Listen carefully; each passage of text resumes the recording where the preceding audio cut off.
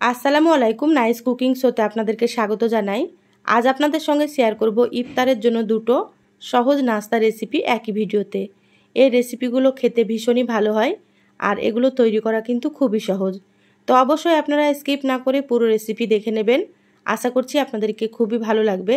হাতে মাত্র 10 মিনিট সময় থাকলে আপনারা এই রেসিপিগুলো তৈরি করে নিতে পারবেন। তো চলুন রেসিপি শুরু করি। এখানে দেখুন মুসুর ডাল ভিজিয়ে রেখেছিলাম আমি 1 ঘন্টার জন্য। তো এভাবে ডালগুলো অবশ্যই আপনারা একটু ভিজিয়ে রাখবেন। তো এখানে আমি 100 গ্রাম মতো ডাল নিয়েছি, আপনাদের পরিমাণ মতো আপনারা নিয়ে নেবেন। এবার এখানে দেখুন একটা মিক্সার জার নিয়েছি, মিক্সার জারে মুসুর ডালগুলোকে নিয়ে নিচ্ছি। ডালগুলো আমি কয়েকবার পানি পাল্টে খুব ভালোভাবে ধুয়ে পরিষ্কার করে নিয়েছি, তারপরে পানিটাকে ঝরিয়ে নিয়েছি। এবার আমি ডালগুলো পানি ছাড়াই বেটে নেব। দেখুন পানি ছাড়া আমি ডালগুলোকে বেটে নিয়েছি। তো একেবারে মিহি করে বাটিনি, হালকা একটু দানা দানা করে বেটেছি। এবার একটা মিক্সিং বোলে ডাল বাটা নিয়ে নিচ্ছি।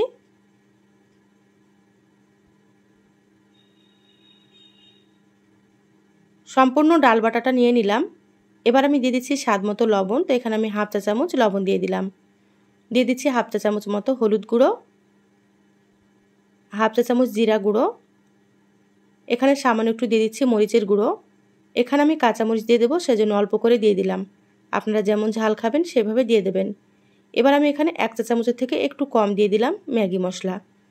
ম্যাগি মশলাটা দিলে কিন্তু অনেক বেশি ভালো লাগে খেতে রেসিপিটা, তা আপনারা অবশ্যই একটু দিয়ে দেবেন।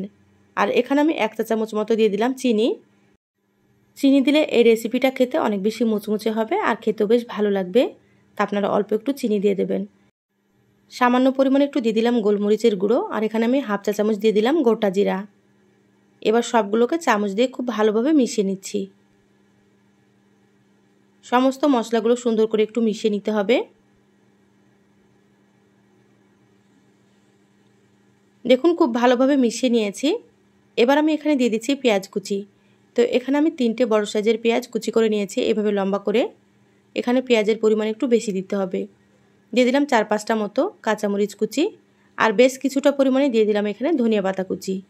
এবার দিয়ে দিচ্ছি এখানে 2 চামচ মতো চালের গুঁড়ো।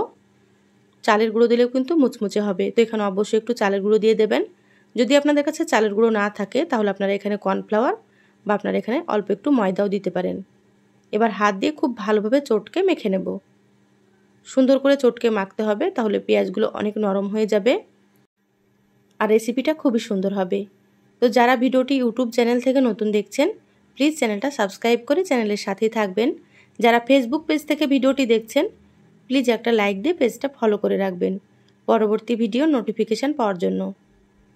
দেখুন খুব ভালোভাবে আঠালো করে মেখে নিয়েছি, এইভাবে আঠালো করে মেখে নিতে হবে। মাখা হয়ে গিয়েছে, এবার আমি সাইডে রেখে দিচ্ছি, হাতটাকে পরিষ্কার করে নেব। এবার গ্যাস অন করে কড়াই দিয়ে দিলাম, দিয়ে দিচ্ছি এখানে সয়াবিন তেল।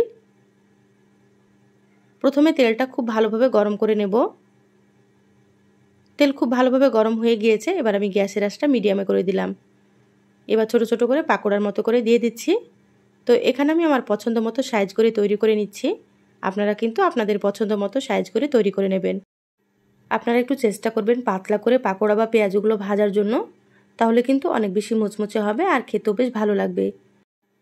দেখুন মিডিয়াম আঁচে কিছুক্ষণ ভেজে নিয়েছি, এবার আমি পাকোড়াগুলো উল্টে নেব।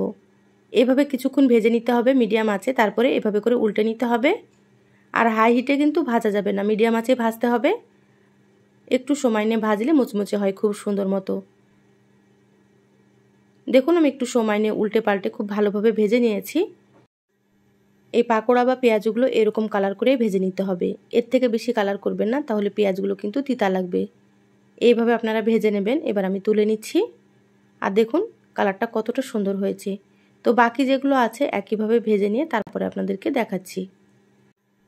দেখুন সবগুলো পাকোড়া ভেজে নিয়েছি আর দেখতে কতটা লোভনীয় হয়েছে। এবার আপনাদেরকে একটা আমি ভেঙে দেখাচ্ছি, দেখুন কতটা মুচমুচে। তো একবার অবশ্যই তৈরি করে খেয়ে দেখবেন। তো চলুন আবারও একটা রেসিপি আপনাদের সঙ্গে শেয়ার করি। এখানে দেখুন একটা মিক্সিং বোল নিয়েছি। এবার আমি নিয়ে নিচ্ছি 1 কাপ বেসন। তো এখানে চালনিতে বেসনটা আমি চেলে নিচ্ছি। তো অবশ্যই কিন্তু বেসন চেলে নিতে হবে, তাহলে রেসিপিটা খুবই ভালো হবে।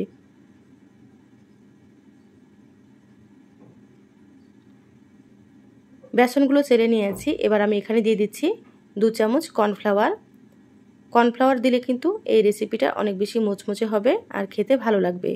তা আপনাদের কাছে যদি কর্নফ্লাওয়ার না থাকে তাহলে আপনারা এখানে চালের গুঁড়ো দিয়ে দেবেন, বা এখানে আপনারা একটু ময়দাও দিতে পারেন। এখানে দিয়ে দিলাম স্বাদ মতো লবণ, 1 চা চামচ দিয়ে দিলাম মরিচের গুঁড়ো। তো আপনারা এখানে ঝাল বুঝে মরিচ গুঁড়োটা দিয়ে দেবেন। দিয়ে দিলাম 1/2 চা চামচ ভাজা জিরা গুঁড়ো, আর এখানে সামান্য একটু দিয়ে দিলাম হলুদ গুঁড়ো, আর দিয়ে দিচ্ছি 1/2 চা চামচ এখানে চাট মশলা। চাট মশলা দিলে কিন্তু অনেক বেশি টেস্টি হবে, তা আপনারা এখানে একটু দিয়ে দেবেন। যদি আপনাদের কাছে চাট মশলা না থাকে তাহলে আপনারা এখানে একটু ম্যাগি মশলা দিয়ে দেবেন। এবার শুকনো উপকরণগুলো আমি চামচ দিয়ে খুব ভালোভাবে একটু মিশিয়ে নিচ্ছি। খুব ভালোভাবে মিশিয়ে নিয়েছি। এবার এখানে দেখুন নর্মাল পানি নিয়েছি, অল্প অল্প পানি দিয়ে সুন্দর একটা ব্যাটার রেডি করে নেব। এখানে কিন্তু অল্প অল্প পানি দিয়ে ব্যাটারটা রেডি করতে হবে। প্রথমে কিন্তু খুব বেশি পানি দেওয়া যাবে না, তাহলে ব্যাটারটা পাতলা হয়ে যেতে পারে বা এখানে দলাও পেকে যেতে পারে। তা আপনারা এইভাবে অল্প অল্প দিয়ে সুন্দর করে একটু মিশিয়ে নেবেন।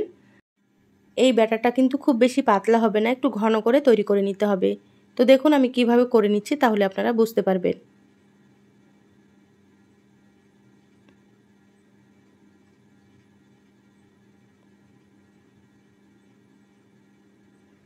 দেখুন ব্যাটারটা এভাবে তৈরি করে নিতে হবে, এর থেকে কিন্তু পাতলা করা যাবে না। আপনারা এভাবে ঘন করে রেডি করে নেবেন। এবার আমি সাইডে রেখে দিচ্ছি। এবার এখানে দেখুন 2টো ডিম সেদ্ধ করে নিয়েছি। তো এখানে আমি 2টো ডিম দিয়ে তৈরি করব। আপনারা চাইলে এখানে 3টে বা 4টে ডিমও আপনারা নিতে পারেন। আপনারা যদি ডিমের পরিমাণ একটু বেশি করে নেন তাহলে কিন্তু এখানে বেসনের পরিমাণও বেশি নিতে হবে। তো ডিম দুটো আমি এভাবে 4 টুকরো করে কেটে নিচ্ছি, মানে একটা ডিম 4 টুকরো করে।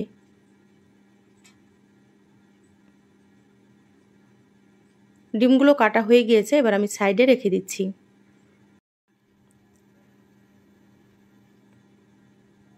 এবার এখানে দেখুন ব্যাটারটা নিয়ে নিলাম, আবারও খুব ভালোভাবে একটু মিশিয়ে নিয়েছি। এবার এখানে সামান্য একটু দিয়ে দিলাম বেকিং পাউডার। এখানে আপনারা অবশ্যই একটু বেকিং পাউডার দিয়ে দেবেন। এখানে কিন্তু বেকিং সোডা দেওয়া যাবে না, এখানে বেকিং পাউডারই দিতে হবে। খুব ভালোভাবে মিশিয়ে নিলাম। এবার ব্যাটারটা একেবারে রেডি হয়ে গিয়েছে। এবার সঙ্গে সঙ্গে ডিমের চপগুলো ভেজে নেব। একটা করে ডিমের টুকরো নিয়ে ব্যাটারের ভেতরে চুবিয়ে এভাবে গরম তেলে দিয়ে দিচ্ছি। তেলটা আমি আগে থেকেই গরম হতে বসিয়ে দিয়েছি। তেল ভালোভাবে গরম হয়ে গিয়েছে, গ্যাসের আঁচটা মিডিয়ামে করে দিলাম। এবার সবগুলো এখানে দিয়ে দিচ্ছি। আপনারা দেখে হয়তো বুঝতে পারছেন ব্যাটারটা আমি কতটা পরিমাণে ঘন করেছি। এইভাবে আপনারা একটু ব্যাটারটাকে ঘন করে তৈরি করে নেবেন, তাহলে ডিমের চপগুলো সুন্দর মতো তৈরি হবে। ব্যাটারটা যদি আপনারা পাতলা করে তৈরি করেন তাহলে কিন্তু ডিমে ব্যাটারটা লাগবে না।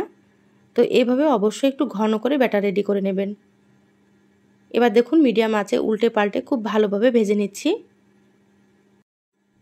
এই ডিমের চপগুলো কিন্তু ভাজতে খুব একটা বেশি সময় লাগবে না, 4 থেকে 5 মিনিটের মধ্যে খুব সুন্দর মতো ভাজা হয়ে যাবে। দেখুন কত সুন্দর কালার হয়ে গিয়েছে, আর এগুলো ভাজা হয়ে গিয়েছে। এবার আমি তেল ঝরিয়ে তুলে নিচ্ছি। আপনারা দোকান থেকে ডিমের চপ বা পেঁয়াজু কিনে না খেয়ে এইভাবে খুব সহজে বাড়িতেই তৈরি করে নেবেন। দোকানের থেকেও কিন্তু খেতে খুবই সুন্দর হয়। দেখুন প্লেটে নিয়ে নিয়েছি আর কতটা সুন্দর হয়েছে। এবার আপনাদেরকে ভেঙে দেখাচ্ছি। তো রেসিপি দুটো কেমন লাগলো চ্যানেলের কমেন্ট বক্সে জানাবেন। ভালো লাগলে একটা লাইক দিয়ে ভিডিওটা আপনারা শেয়ার করে দিবেন। সবাই ভালো থাকবেন, সুস্থ থাকবেন। ধন্যবাদ সবাইকে। আল্লাহ হাফেজ।